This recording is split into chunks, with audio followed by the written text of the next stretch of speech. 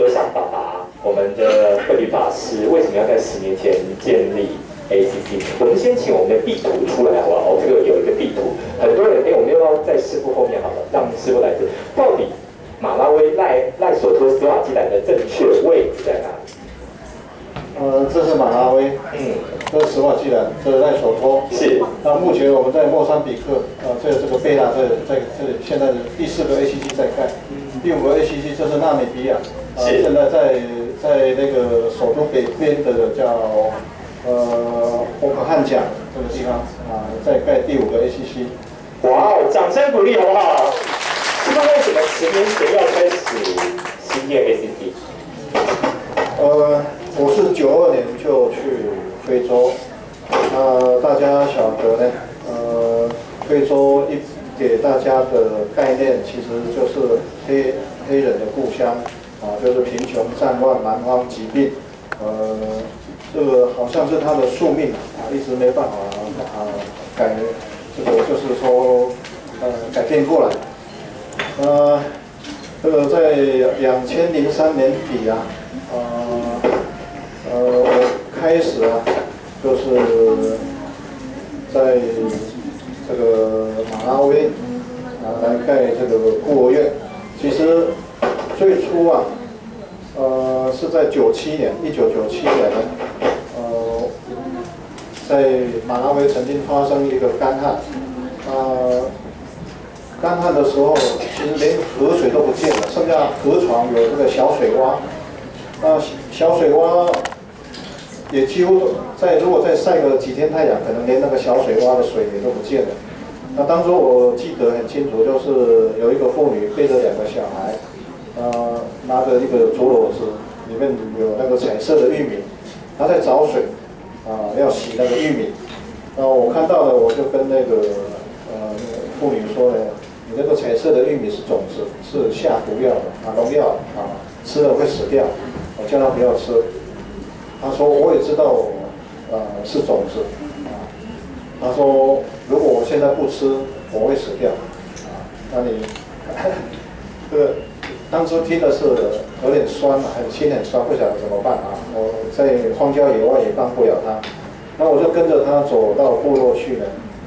才发现部落里面不是老的就是小的，从1997年开始，其实就有一个想法怎么样去盖孤儿院，去收养孤儿，大概是起源是这样的。OK， 我要问一下主播，你自己这2年跑到非洲去可不可以跟我们聊一下你在眼中所看到的 ACC 还有慧律法师以及 ACC 对于非洲的一些影响，好不好？跟大家分享，包括院内院外的孩子一些生活的一些对照。那时候我当然就是下飞机之后，第一个印象就是到马拉维，我就觉得说，我没有办法相信，就是说这个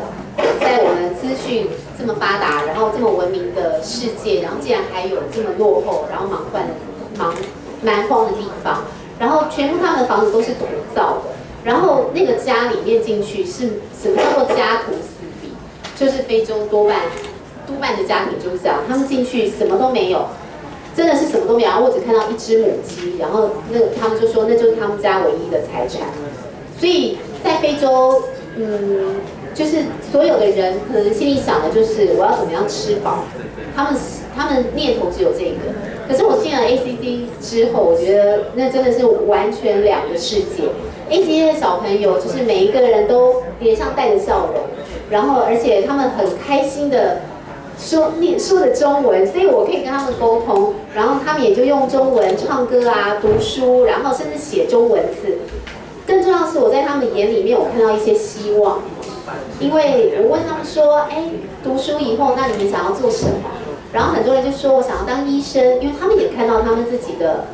可能邻居或是他们的一些亲戚都是饱受艾滋病也好，或是其他的疾病，饱受这些疾病之苦，所以他们有人说想要当医生，然后也有人说想要当军人，想要当警察，因为他们也知道非洲很多地方治安并不好，所以我觉得 ACC 就是这些院区内和院区外给我最大的一个震撼，就是这些在 ACC 的孩子们，他们有了希望，有了人生的抱负，他们终于知道，他来到这个世间上，他有一个目标，有一个方向，而不再只是为最基本的我要吃饱这件事情。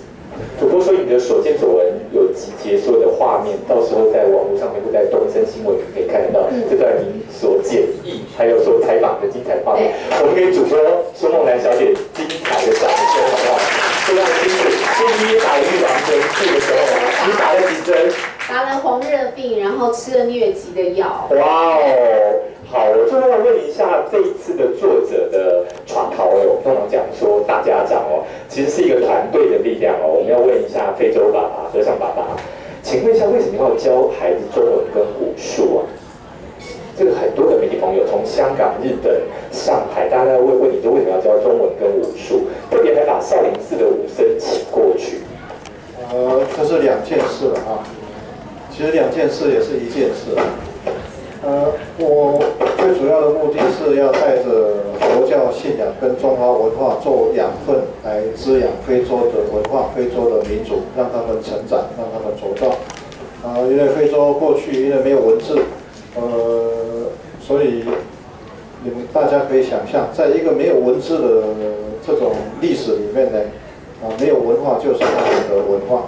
那当然，他现在慢慢的有文字了，他的文字就是用英文拼音出来，把他的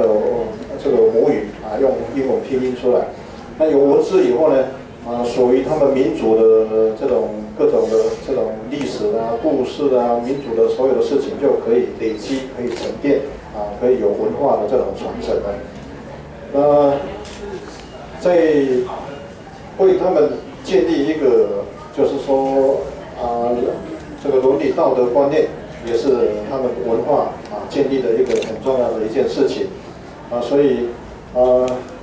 我是炎黄子孙又是三宝弟子，所以我想象得到的就是把佛教信仰、把中华文化做养分来滋养它。但是我在这里跟大家说，我绝对不改变他们，因为中华文化属于东方的呢，不像西方的那么霸道。西方的有一种傲慢其实掠夺的这种侵略性蛮强的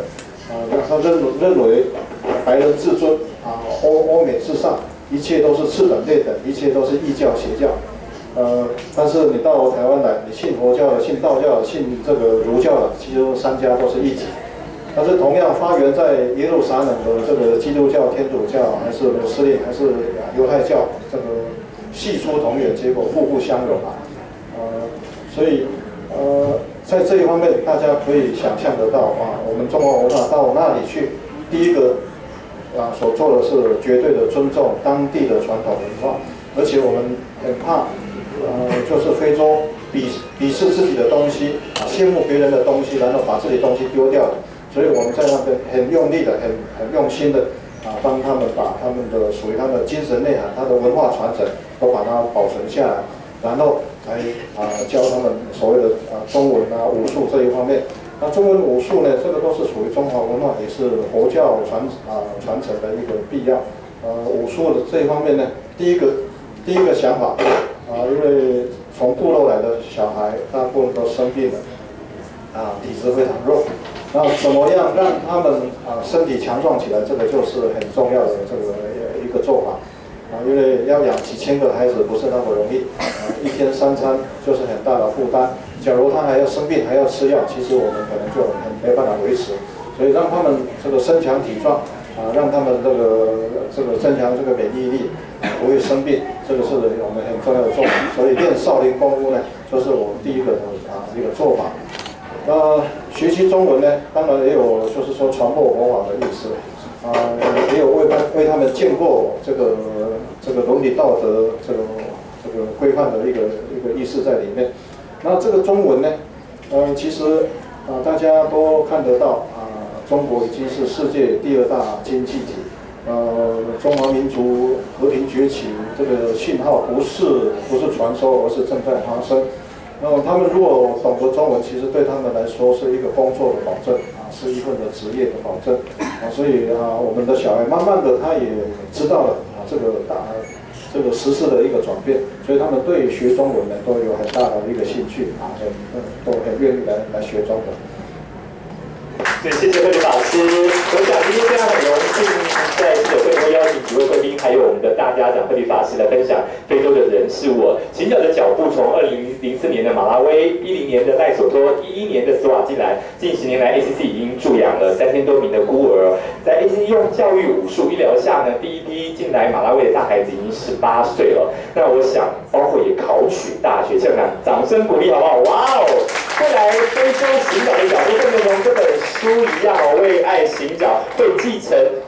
台湾所有的助养父母，包括全球各地的华人的爱心哦，以吸取马拉维成功的经验，一步步延伸触角至非洲。我们现在要在大开版上面邀请慧理法师，我们站起来好吗？我们让新闻媒体拍一下照片。第一步，我们要贴在马拉维，我们有一个脚步为爱行脚。请媒体朋友抓着您的镜头。好，我们要请钟兰小姐贴上第2步，代表台湾的新闻媒体界也全力支援赖索托。好，我们的爱心爸爸陈子强，我们要拼贴第3步。斯瓦季兰，耶！我们要请3位拍个合照，好不好？我们请工作人员把椅子搬开来，让小朋友进来也拍一下合照。好，代表我们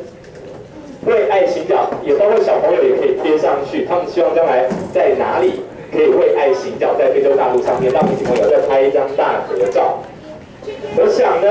各界的爱心会到非洲，我今天也非常感谢，包括中华奖盟的陈奕纯陈董事长也在现场，谢谢欢迎。OK， 还有包括自闭症家长协会的周慧佩总干事也在现场帮我们加油打气，非常感恩感激。好，